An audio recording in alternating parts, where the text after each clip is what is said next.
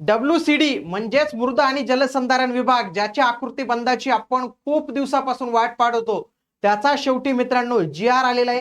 आणि या GR नुसार 8767 पदांचा आकृतीबंध मंजूर करण्यात आलेला आहे. आणि या आकृतीबंधामध्ये खूप मोठे बिग चेंजेस त्यांनी केलेले आहेत. ते सर्व चेंजेस मी तुम्हाला सांगणार आहे. जाहिरात कधीपर्यंत एक्सपेक्टेड आहे ते पण सांगणार आहे. म्हणून तुम्ही हा व्हिडिओ जो आहे तर तो शेवटपर्यंत पूर्ण बघितला पाहिजे. आता बघा, बऱ्याच ठिकाणी तुम्हाला असं बघायला मिळेल की 8767 पदांची जाहिरात येणार, मोठी बातमी. तर मित्रांनो 8767 हे आकृतीबंध आहेत, म्हणजे एवढी स्ट्रेंथ आहे. त्या डिपार्टमेंटमध्ये ऑलरेडी काही लोक असतील.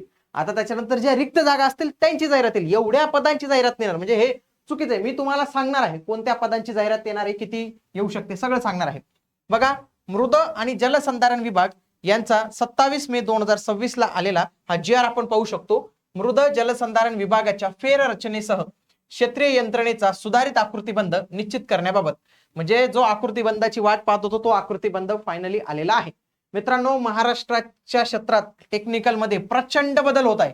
मग ग्रुप ए असो, ग्रुप बी असो, ग्रुप सी असो, त्या सर्वांविषयी माहिती तुम्हाला एकदम ऑथेंटिकेट आणि खरी माहिती हेच चॅनल देणार आहे. म्हणून तुम्ही आपलं हे चॅनल आजच जॉईन करून ठेवा. सोबत सबस्क्राईब बटनासोबत हे बेल आयकॉन पण दाबा, कारण की त्याच्यावरच तुम्हाला महत्वपूर्ण अपडेट्स मिळत जातील. आता लक्षात घ्या, त्यांनी काय सांगितलेलं आहे की त्यांनी किती पदांचा आकृतीबंध मंजूर केलेला आहे. सुरुवातीला त्यांनी ठरवलं होतं 2017 मध्ये त्यांनी 16,400 पदांचा आकृतीबंध ठरवलं होतं. परंतु कृषीच्या ज्या जागा होत्या त्या त्यांच्याकडे वर्गच झाल्या नाही कृषी विभागाच्या, तर त्यामुळे त्यांनी 6,481 पदं एवढी ठेवलेली होती. परंतु त्याच्यात नंतर मान्यता हे ते करत, मग आता जर आपण पाहिलं तर आता किती पदांचे आकृतीबंध त्यांनी मंजूर केलेला आहे, 8,767 एवढ्या पदांचा आकृतीबंध या WCD डिपार्टमेंटचा मंजूर जो आहे तर तो झालेला आहे.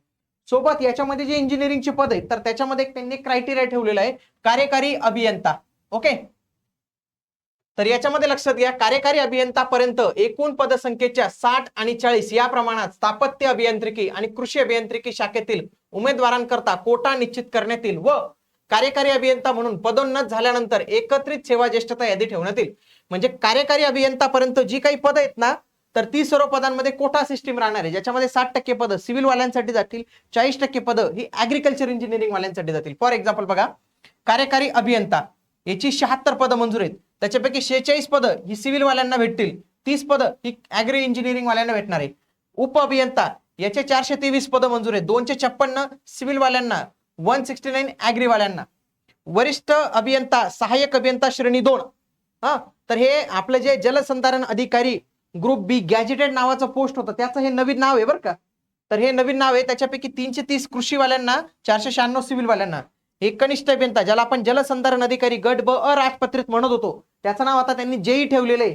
आणि हे जे अभियांत्रिकी सहाय्यक आहे ज्याला आपण CA म्हणायचो बघा, civil engineering civil engineering assistant, तर याचं नाव बदलून आता अभियांत्रिकी सहाय्यक असंच नाव ठेवलेलं आहे.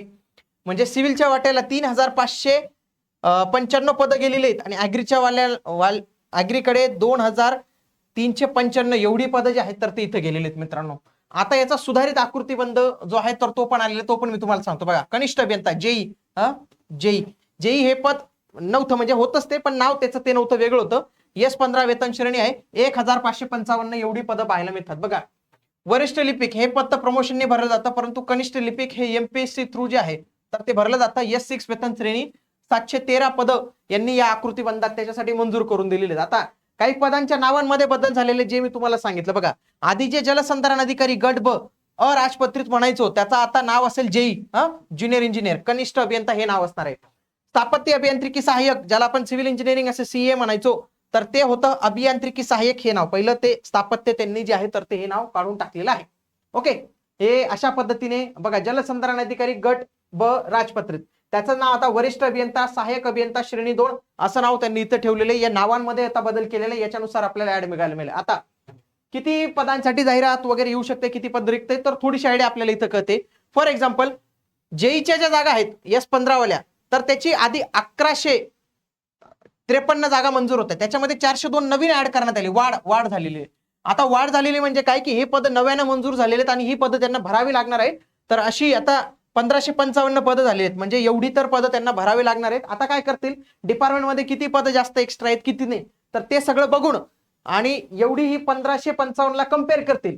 समजा त्यांना कळलं की आपल्याकडे 1000 पदं भरलेली आहेत पूर्ण या डिपार्टमेंट या पदाची, तर त्यांना कळेल की 555 पदं रिक्त आहेत. तर त्या 555 पदांपैकी किती पदं भरायची हे डिपार्टमेंट डिसिजन घेऊन वित्त विभागाची मान्यता घेऊन ते एमपीएससी कडे पाठवून एमपीएससी त्या संदर्भात निर्णय घेणार आहे. लक्षात घ्या, हे पद एमपीएससी कडे गेलेली आहेत. एमपीएससी आता यांचं डिसिजन घेईल.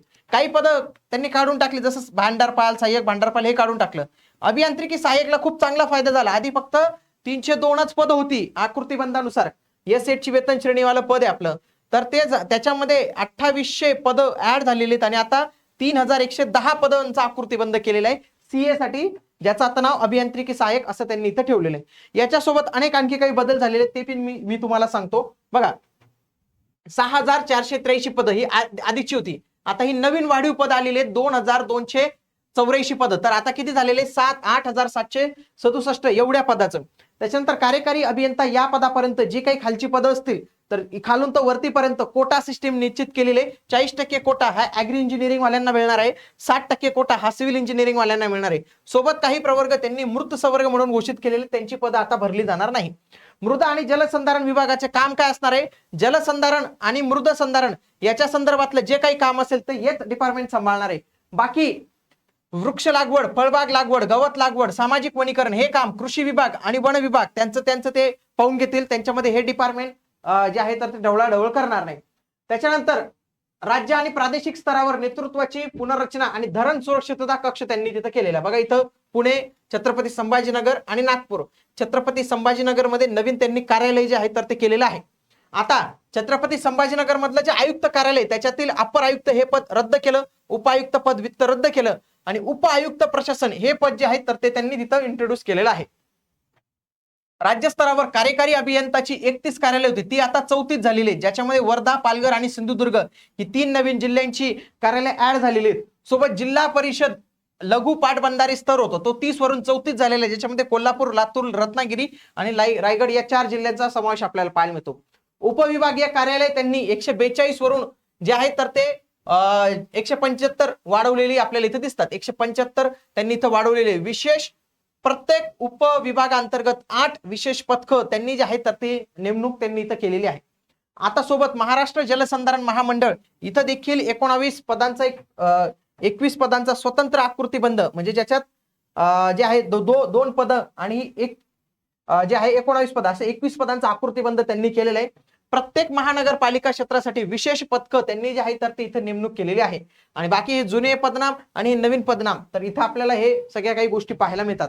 आता लक्षात घ्या, याच्यातील पदे एमपीएससी कडे जाणार आहेत. एमपीएससी मार्फत एक चांगली भरती येणार आहे. मग तुम्हाला तयारी करायची असेल तर एमपीएससीच्या अभ्यासाचा एकच सोर्स तो म्हणजे स्टेट बोर्ड.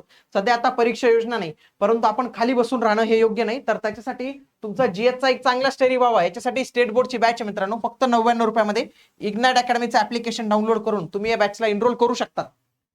भेटूया पुढील व्हिडिओमध्ये. तोपर्यंत जय हिंद, जय महाराष्ट्र, धन्यवाद.